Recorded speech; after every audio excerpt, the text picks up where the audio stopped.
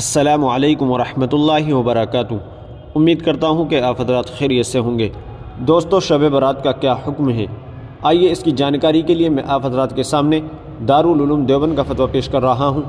چنانچہ کسی سائن نے دارالعلوم دیوبند سے سوال کیا، قرآن کریم اور مستند احادیث کی روشنی میں شب برات کی کیا حقیقت ہے؟ مسلمان اس رات کو ایک تہوار کے طور پر مناتے ہیں، کیا یہ صحیح طریقہ ہے؟ تو چلیے دیکھتے ہیں دارالعلوم دیوبند نے اس کا کیا جواب دیا۔ بسم اللہ الرحمن الرحیم۔ تہوار کے طور پر منانا درست نہیں۔ مسجد اور قبرستان میں اجتماع کا اہتمام و التزام کرنا بھی خلاف شریعت ہے۔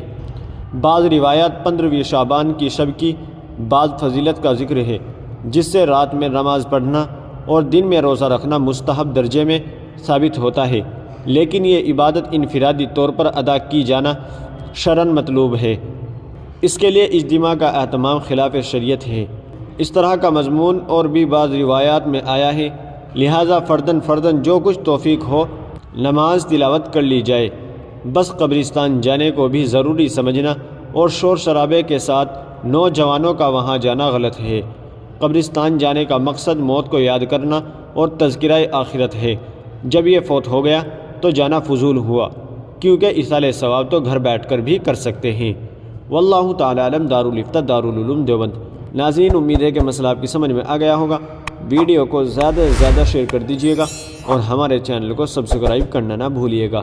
تو چلیے پھر ملتے ہیں کسی دوسری ویڈیو میں۔ السلام علیکم ورحمۃ اللہ وبرکاتہ۔